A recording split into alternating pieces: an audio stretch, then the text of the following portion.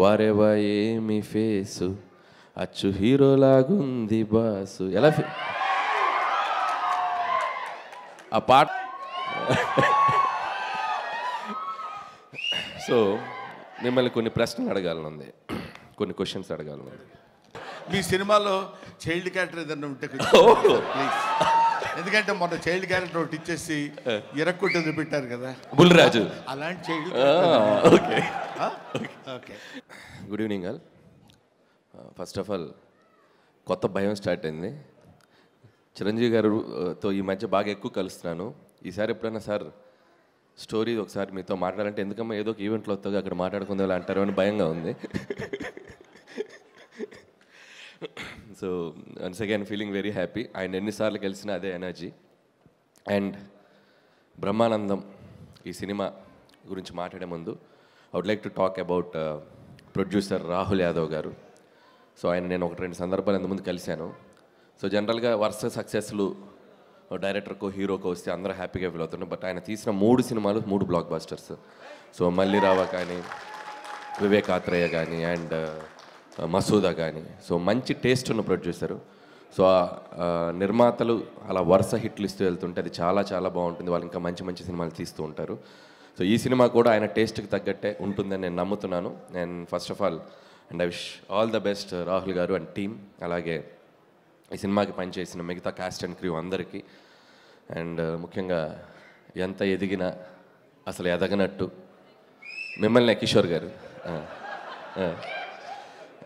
ఎంత పెరిగినా ఎంత 6'2" ఉంటావా?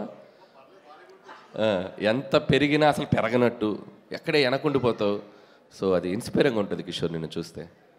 ఇంకా చాలా విషయాలు ఉన్నాయి ఇన్స్పైరింగ్గా ఉన్నాయి.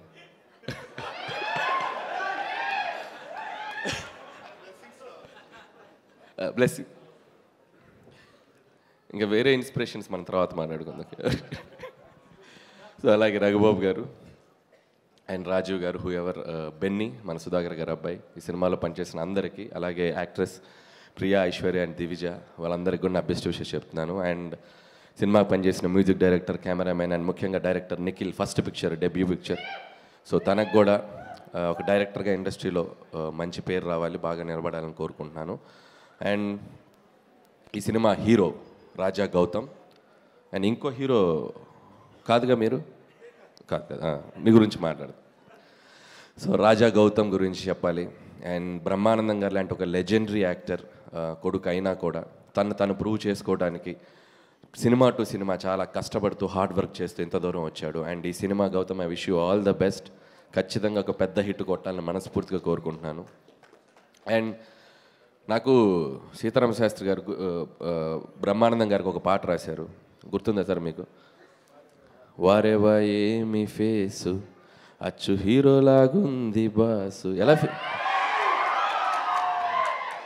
ఆ పాటలో చరణంలో ఒక లైన్ ఉంటుంది, చిరంజీవి అయినా పుడుతూనే మెగాస్టార్ అయిపోలేదయ్యా, తెగించే సత్తా చూపందే సడన్గా స్వర్గం రాదయ్యా. సో ఆ ఇన్స్పిరేషన్ అనేది నిజంగా రాజా గౌతంలో నాకు బాగా కనపడింది. సో డెఫినెట్గా ఈ సినిమా నిన్ను హీరోగా నిలబెట్టే సినిమా అవ్వాలి. అలాగే పొద్దున్న లెగిస్తే మనల్ని కొన్ని దశాబ్దాలుగా మనల్ని నవ్విస్తూ మనస్ఫూర్తిగా మనకు ఆనందిస్తున్న బ్రహ్మానందం గారు కొడుకు సినిమా సక్సెస్తో ఆయన మనస్ఫూర్తిగా ఆనందంగా ఉండాలని కోరుకుంటున్నాను నేను. అలాగే ఇందాక బ్రహ్మానందం గారిది ఒక మ్యాషప్ వీడియో చూసా, ఒక ఎంట్రీ ఇచ్చారు ఇలా జక్. అది చూసాక ఒకటి అనిపించింది, వెంటనే నెక్స్ట్ బాస్ సినిమాలో ఒక చిన్నగా ఎలా వస్తారు ఎంట్రీ. సో మిమ్మల్ని కొన్ని ప్రశ్నలు అడగాలనుంది, కొన్ని క్వశ్చన్స్ అడగాలనుంది.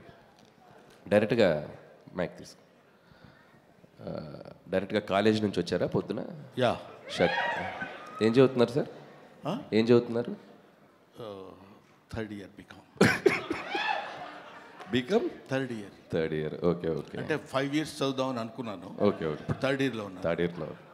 సో ఇంత యంగ్ ఏజ్లో తాత క్యారెక్టరు తప్పలేదా? ఓకే. తప్పలా అంటే వాడు ఏంటి అది రాదు. అంటే మీ బ్రదర్ అండి? ఎవరు? Gautam. Gautam is my friend. No, is my junior no is my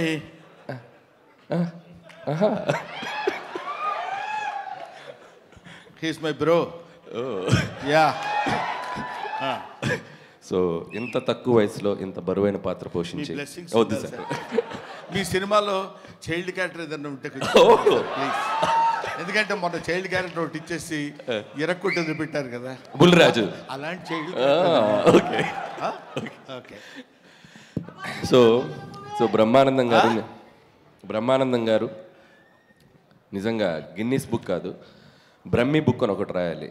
ఎందుకంటే మీరు ఇచ్చిన రియాక్షన్స్, మీరు ఇచ్చిన ఎక్స్ప్రెషన్స్, మీరు సినిమాల్లో ఈ మధ్య కొద్దిగా తక్కువగా కనిపిస్తున్న మంచి మంచి పాత్రలు ఎంచుకుంటూ, రంగమార్తాండ ఇలాంటి మంచి పాత్రలు ఎంచుకుంటున్న ప్రతి వారి లైఫ్లో పొద్దున్న లెగిస్తే మీ ఫేస్ చూడకుండా, మీ రియాక్షన్ చూడకుండా ఆ రోజు ముందుకెళ్ళదు.